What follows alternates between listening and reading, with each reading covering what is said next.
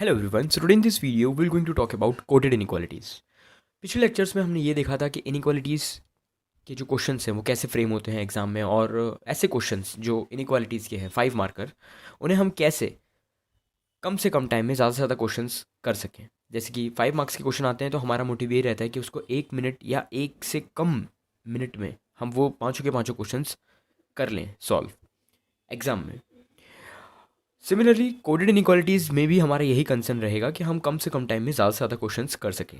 हालांकि coded inequalities एक mains का टॉपिक है, मेंस में हमारे पास टाइम सफिशिएंट होता है, बट स्टिल इनइक्वालिटीज़ को लेकर के हमारा यही मोटिव रहेगा कि हम कम से कम टाइम में ज़्यादा से ज़्यादा क्वेश्चंस कर सकेंगे। क्लियर है? तो आज की इस वीडियो में हम ये देखेंगे कि मैजिक बॉक्स क्या होता है, application of magic box and questions on coded inequalities. जो क्वेश्चंस होते हैं कोडेड इनइक्वालिटीज़ के, वो हम आज की इस वीडियो में कवर करेंगे। I hope you are getting my point. अब मैजिक बॉक्स एक नया टर्म है आपके लिए, अभी तक आपने शायद ही इसका नाम सुना होगा, तो पहले हम उसे समझेंगे। उससे भी पहले हम ये देखेंगे कि क्वेश्चंस किस तरीके से फ्रेम होते हैं कोडेड इनइक्वालिटीज़ के। उसके बाद फिर हम कंसेप्ट पे आ सकते हैं। तो देखिए, यहाँ पे मैंने एक पीडीएफ डाउनलोड करा है। ये पीडीएफ आपको टेलीग्राम चैनल पे मिल जाएगा। मेरा जो टेलीग्राम चैनल है @DVivek Sharma,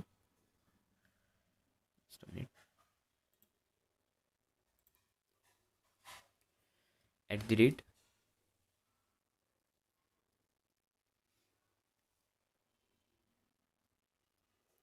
3 टाइम्स A है लास्ट में, so make a note of it. यहाँ पर आपको सारे ही पीडीएफ मिल जाएंगे जो भी हम लेक्चर्स में डिस्कस करते हैं वो, और जो भी अपडेट्स होता है गवर्नमेंट जॉब का, वो भी आपको टाइम टू टाइम इस पर्टिकुलर टेलीग्राम चैनल पे मिलता रहेगा। क्लियर है? चलिए, अब देखिए, जो क्वेश्चन होते हैं इसके कोडेड इनइक्वालिटीज़ के, वो कुछ इस तरीके से होते हैं। सबसे पहले क्वेश्चन में आपको डायरेक्शन गिवन होगा। अब आप देख सकते हैं यहाँ पे डायरेक्शन गिवन है। डायरेक्शन में देखो, अभी तक जो भी हम नॉर्मल इनइक्वालिटीज़ में करते थे वो क्या था, वो डायरेक्ट था। फॉर एग्जांपल, अगर मैं आपसे ये कहूँ कि अभी तक अगर उसको P ग्रेटर देन Q कहना होता था तो वो directly P greater than Q ही लिखता था एग्जामिनर क्वेश्चन में। बट अब अगर उसको P ग्रेटर देन Q लिखना है तो वो P ग्रेटर देन Q न लिख करके अब वो लिखेगा $Q, और वो बता देगा कि डॉलर का मतलब क्या है, ग्रेटर देन है। आप यहाँ पर देख सकते हैं P@Q का मतलब उसने बताया है P is neither less than nor equal to Q।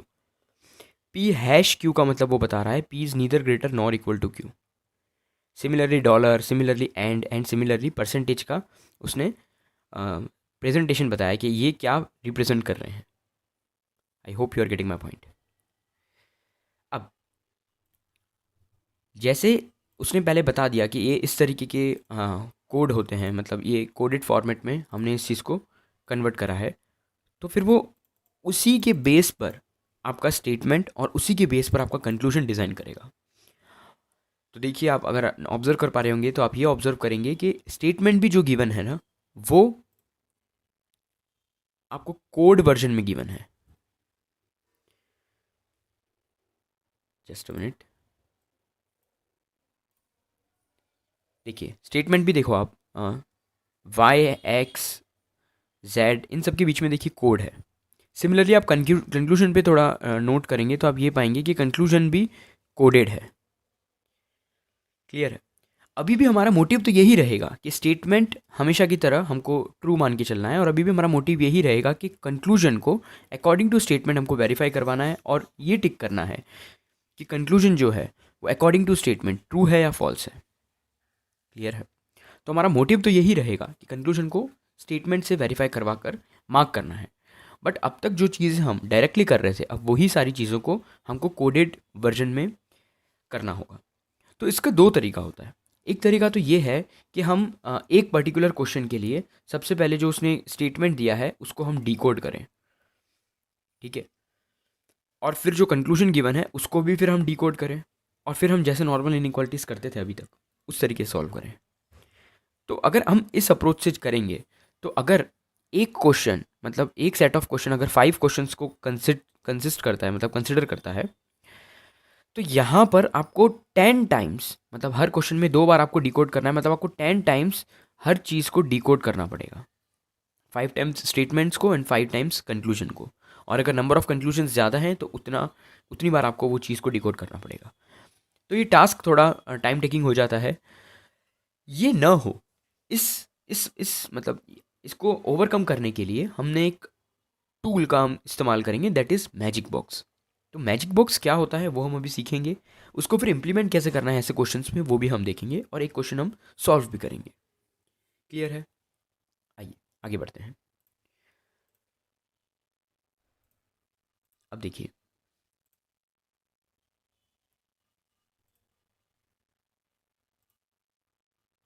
अब ये देखो मैजिक बॉक्स जो है वो कैसे बनता है और उसका यूज़ क्या होता है, पहले हम वो देखते हैं। ठीक है, मैजिक बॉक्स को डिस्कस करने से पहले मैं दो टर्म्स को डिस्कस करना चाहूँगा। First is diagonal. डायगनल क्या होता है? तो अगर मैं आपको एक क्वाड्रिलेटरल दूँ, लेट्स से एक रेक्टेंगल मैं आपको दे रहा हूँ, और रेक्टेंगल को मैं नेम दे रहा हूँ P Q R and S. इसमें अगर मैं आपसे कहूँ कि डायगनल क्या है, तो डायगनल हमेशा जो तिरछी लाइन होती है ना क्वाड्रिलेटरल में, उसको कहा जाता है, दैट इज़ पी आर। तो अगर मैं बोलूँ कि क्वाड्रिलेटरल पी क्यू आर में डायगनल क्या है, तो पी आर है। सिमिलरली एस क्यू भी तो है डायगनल, या क्यू एस भी तो है।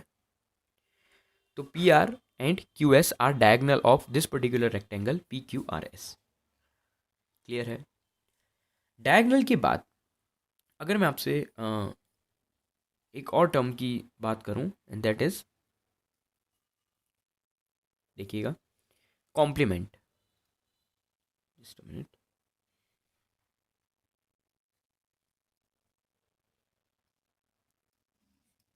कॉम्प्लीमेंट्स, कॉम्प्लीमेंट्स क्या होते हैं? तो कॉम्प्लीमेंट्स की अगर मैं बात करूं, फॉर एग्जांपल अगर मैं ये कह रहा हूं कि ए का कॉम्प्लीमेंट क्या है, कॉम्प्लीमेंट हमेशा डैश से डिनोट होता है। तो ए का कॉम्प्लीमेंट क्या होगा? माइनस ए। कॉम्प्लीमेंट मतलब होता है अपोजिट। मैथमेटिकल टर्म्स में अगर हम बात करें तो कॉम्प्लीमेंट का मतलब होता है अपोजिट। अगर मैं बोलूँ -1 का कॉम्प्लीमेंट क्या है, तो आप बोलेंगे +1। सिमिलरली +1 का कॉम्प्लीमेंट भी -1 है, मतलब ये डबल इम्प्लाइज है। क्लियर है? बस खाली आप ये चीज़ें ध्यान में रखेंगे, इसके बाद फिर हम आगे बढ़ सकते हैं। तो अभी तक हमने क्या डिस्कस करा? अभी तक हमने डायगनल डिस्कस करा, और अभी तक हमने कॉम्प्लीमेंट्स क्या होता है वो डिस्कस करा। अब आते हैं मैजिक बॉक्स पे। अब देखिएगा मैजिक बॉक्स बनता कैसे है। तो मैजिक बॉक्स, अभी तक जितने भी हम साइंस का यूज़ कर रहे थे, इस्तेमाल कर रहे थे इनइक्वालिटीज़ में, वो कितनी साइंस थी? तो वो थी greater than, less than, equals to, greater than equals to and less than equals to. In total 5 science थी। अब ये पांचों की पांचों साइन मैजिक बॉक्स में इंक्लूड होंगी। हमेशा याद रखेंगे कि मैजिक बॉक्स की शुरुआत हमेशा ग्रेटर दैन से होती है। Greater than, greater than equals to, less than equals to, और बीच में इक्वल्स टू। ये है मैजिक बॉक्स। क्लियर है? अब अगर यही मैजिक बॉक्स में अगर मैं ये वाली साइन को 1 दे दूं, तो ये ऑटोमेटिकली 1 डैश हो जाएगा, क्योंकि अभी हमने देखा कि डैश का मतलब कॉम्प्लीमेंट होता है, कॉम्प्लीमेंट का मतलब अपोजिट होता है। तो ये और ये वाली साइन आपस में अपोजिट है, अपोजिट है कि नहीं? सिमिलरली अगर मैं इसको बोलूँ कि ये 2 है, तो ये क्या हो जाएगा? 2 डैश। एंड सिमिलरली अगर ये 3 है तो ये क्या हो जाएगा? 3 डैश। क्लियर है? वापस से एक बार मैजिक बॉक्स बनाते हैं। आइए देखते हैं। मैजिक बॉक्स हमेशा शुरू कहाँ से होगा? तो मैजिक बॉक्स हमेशा ग्रेटर देन की साइन से शुरू होगा। Greater than equals to, less than, less than equals to, and बीच में इक्वल्स टू। अगर ये 1 है तो ये 1 डैश, अगर ये 2 है तो ये 2 डैश, और 3 डैश सेम ही है, क्योंकि अगर आप इक्वल्स टू को उल्टा लिखोगे तो वो भी इक्वल्स टू ही आएगा। क्लियर? अब हमेशा हम ये चीज़ का ध्यान रखेंगे कि जो नॉन कॉम्प्लीमेंट वाले मेंबर्स हैं ना, उनका कंपैरिजन हमेशा नॉन कॉम्प्लीमेंट वाले मेंबर्स के संग होगा, और जो कॉम्प्लीमेंट वाले मेंबर्स हैं उनका कंपैरिजन कॉम्प्लीमेंट वाले मेंबर्स के संग होगा। मतलब 1 2 3 की एक फैमिली है नॉन कॉम्प्लीमेंट वाली, and 1 2 3, 1 dash, 2 dash and 3 dash की एक फैमिली है कॉम्प्लीमेंट वाली। क्लियर है? 1 का कंपैरिजन 2 के साथ हो सकता है, 1 का कंपैरिजन 3 के साथ हो सकता है, बट कभी भी 1 का कंपैरिजन 1 डैश के साथ या 2 डैश के साथ नहीं हो सकता। क्लियर है? इस बात का आपको ध्यान रखना है। ये अभी हम जैसे क्वेश्चन करेंगे वैसे वैसे चीज़ें आपको क्लियर हो जाएंगी। क्लियर है? ये था मैजिक बॉक्स। आप इसका स्क्रीनशॉट ले सकते हैं या आप चाहें तो इसको नोट डाउन कर सकते हैं। आइए हम आगे बढ़ते हैं।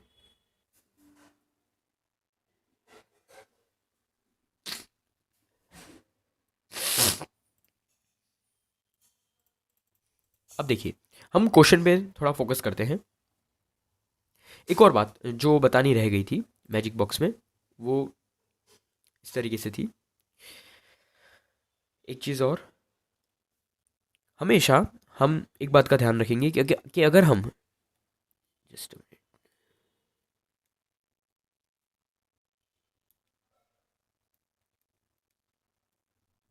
अगर हम लेफ्ट टू राइट ट्रैवल कर रहे हैं, लेफ्ट टू राइट ट्रैवल कर रहे हैं, तो चीज़ें एज इट इज़ रहेंगी। और हम अगर राइट टू लेफ्ट ट्रैवल कर रहे हैं, तब चीज़ें क्या हो जाएंगी? पलट जाएंगी। क्लियर है? जब भी हम लेफ्ट टू राइट ट्रैवल कर रहे हैं तब चीज़ें एज इट इज़ रहेंगी, और जब भी हम राइट टू लेफ्ट ट्रैवल कर रहे हैं तब चीज़ें पलट जाएंगी। इस बात का आप ध्यान रखेंगे। इसका भी अगर आप चाहें तो स्क्रीनशॉट ले सकते हैं या आप नोट डाउन कर सकते हैं। अभी कहाँ पर यूज़ होता है, किस तरीके से यूज़ होता है, मैजिक बॉक्स का एप्लीकेशन क्या है, अभी हम वो देखेंगे।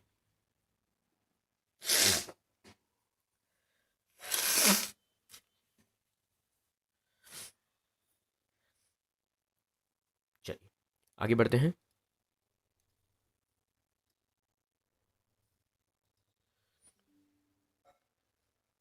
अब देखिएगा, अभी हमने ये देखा कि मैजिक बॉक्स कब हमको यूज़ करना है, जब कोडेड इनक्वालिटीज़ आ जाए तब हमको मैजिक बॉक्स यूज़ करना है। तो अभी आप जैसे देख पा रहे हैं, ये एक इनक्वालिटीज़ का क्वेश्चन है क्योंकि इसमें स्टेटमेंट और कंक्लूजन गिवन है, और उसमें आपको कंक्लूजन वेरीफाई करवाना है according to question, according to statement, कि वो पर्टिकुलर कंक्लूजन ट्रू है या फॉल्स है। और यहाँ पर इक्वल्स टू, ग्रेटर देन और लेस देन की बात हो रही है, मतलब ये कहीं ना कहीं इनक्वालिटीज़ का क्वेश्चन है। और क्योंकि इसमें कोडेड वर्जन यूज़ करा गया है, इसीलिए ये कोडेड इनक्वालिटीज़ का पार्ट है। क्लियर है? और जहाँ पर भी कोडेड इनक्वालिटीज़ का क्वेश्चन आता है वहाँ पर हमको मैजिक बॉक्स ड्रॉ करना होता है। तो आइए ड्रॉ करते हैं हम। अभी हमने सीखा मैजिक बॉक्स कैसे ड्रॉ करना है, अभी हम इसे ड्रॉ करते हैं। शुरुआत हमेशा मैजिक बॉक्स की ग्रेटर देन से होगी, तो greater than equals to, less than equals to, और बीच में इक्वल्स टू। क्लियर है? अब हमेशा एक चीज़ ध्यान रखेंगे कि जिस भी साइन के ऊपर क्रॉस आ रहा है, जिस भी साइन के ऊपर क्रॉस आ रहा है, उसका जो सिंबल है उसको हमको डायगनली अपोजिट वाली जो साइन है वहाँ पर हमको उसका सिंबल को प्लेस करना है। वापस से, जिस भी साइन के ऊपर क्रॉस आ रहा है, क्रॉस मतलब क्या होता है, यहाँ पर उसने क्या दिया है, P at the rate Q का मतलब है P is neither less than nor equal to Q. मतलब P at the rate Q का मतलब वो क्या बोल रहा है कि पी लेस देन और इक्वल टू क्यू नहीं है। मतलब किस साइन के ऊपर क्रॉस आया, लेस देन और इक्वल टू की साइन के ऊपर ऐसे क्रॉस आया कि वो नहीं है ऐसा करके। तो जिस साइन के ऊपर क्रॉस आया दैट इज लेस देन और इक्वल टू, इसके डायगनली अपोजिट, तो लेस देन और इक्वल टू कहाँ पर दिख रही है आपको, यहाँ पर दिख रही है। इसके डायगनली अपोजिट मतलब ये वाली साइन की बात हो रही है, देखिए ये वाली साइन की बात हो रही है। यहाँ पर आपको कौन सा सिंबल प्लेस करना है, एट द रेट प्लेस करना है। क्यों? क्योंकि यहाँ पर एट द रेट था। क्लियर है? वापस एक बार करते हैं, वापस एक बार मैजिक बॉक्स बनाते हैं। आइए, मैजिक बॉक्स हमेशा शुरू कहाँ से होगा, greater than equals to, less than equals to, and बीच में equals to. P at the rate Q बोला है तो P is neither less than nor equal to Q, मतलब लेस देन और इक्वल टू नहीं है। मतलब इसके ऊपर क्रॉस आया तो इसके डायगनली अपोजिट अपन क्या प्लेस करेंगे, at the rate. P hash Q का मतलब क्या है, neither greater nor equal to, तो ग्रेटर और इक्वल टू के ऊपर क्रॉस आया तो उसके डायगनली अपोजिट मतलब लेस देन में आप क्या प्लेस करेंगे, हैश। सिमिलरली डॉलर का मतलब क्या है, neither less than nor greater than, मतलब ना ही छोटा है ना ही बड़ा है, मतलब इक्वल हुआ, तो डॉलर हम कहाँ पे प्लेस करेंगे, इक्वल पे। एंड का मतलब क्या है, नॉट ग्रेटर देन, मतलब ग्रेटर देन नहीं है, तो ग्रेटर देन नहीं है मतलब यहाँ पर हम एंड प्लेस करेंगे। परसेंटेज का मतलब क्या है, नॉट लेस देन, तो ग्रेटर देन और इक्वल टू पे हम परसेंटेज प्लेस करेंगे, क्योंकि लेस देन के डायगनली अपोजिट ग्रेटर देन और इक्वल टू है। क्लियर है? आई होप आपको ये समझ में आ गया होगा। अब देखिए, अब हमने मैजिक बॉक्स तो बना लिया, इसे यूज़ कैसे करना है उस पर आते हैं। ठीक है, ध्यान दीजिएगा। अब हम आ जाते हैं क्वेश्चन पे। तो ये रहा हमारा क्वेश्चन। क्वेश्चन में स्टेटमेंट गिवन है एंड कंक्लूजन गिवन है। अभी तक हम क्या करते थे, अभी तक हम ये देखते थे कि रास्ता कहाँ से खुला है वहाँ से हम चलना शुरू करेंगे। बट कोडेड इनक्वालिटीज़ में हम हमेशा जो हमारा फर्स्ट वेरिएबल है ना, वहाँ से चलेंगे सेकंड वेरिएबल की तरफ। मतलब यहाँ पे अगर एन @w दिया है तो हम कहाँ से चलना शुरू करेंगे, एन से। कहाँ तक, w तक। क्लियर है। अब देखिए, एन ये रहा और w ये रहा। अब अगर हम एन से z, z से x, फिर x से r, r से t एंड t से w, तो जा पाएंगे। पहले हम n से z गए, फिर z से x गए, फिर x यहाँ पर भी है तो हम जंप करके यहाँ पर आ जाएंगे। x से r जाएंगे, r से t जाएंगे एंड t से w जाएंगे। जा पा रहे हैं, बिल्कुल जा पा रहे हैं। पर ध्यान रहे, हम n से x राइट टू लेफ्ट गए हैं एंड देन फिर हम x से w लेफ्ट टू राइट गए हैं। तो अभी हमने ये देखा था कि लेफ्ट टू राइट जाने पर चीज़ें एज इट इज़ रहती हैं, ठीक है, बट राइट टू लेफ्ट जाने पर चीज़ें पलट जाती हैं। तो अभी हम जब n से x जाएंगे तब हमको चीज़ों को पलटना पड़ेगा। अब वो कैसे करना है उस पर हम आते हैं।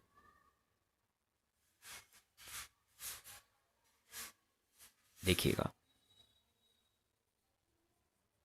देखिए,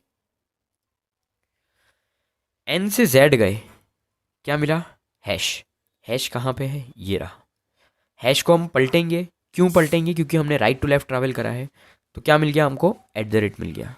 हैश को पलटने पर क्या मिल रहा है, मिल रहा है। क्लियर है। देन हम z से x गए, हमें क्या मिला, एंड।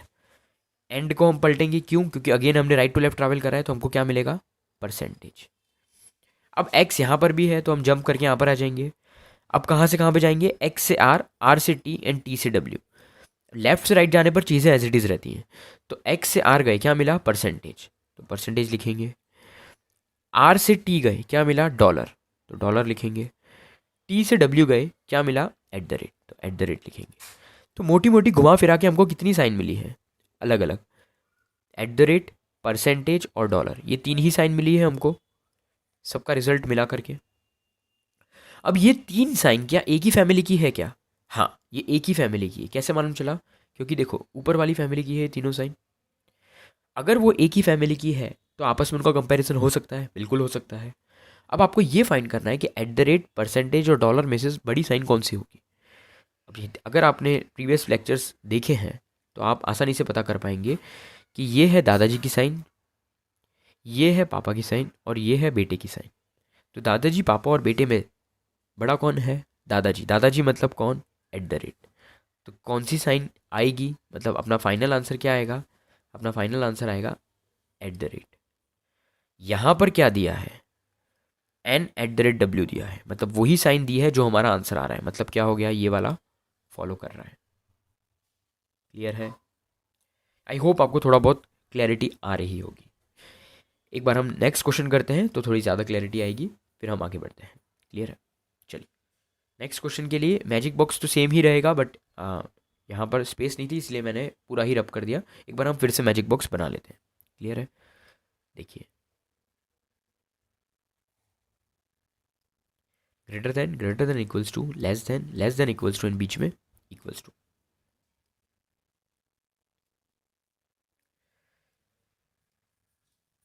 @ हमको कहाँ पे रखना है, neither less than nor equal to पे, तो @ हम यहाँ पर रखेंगे।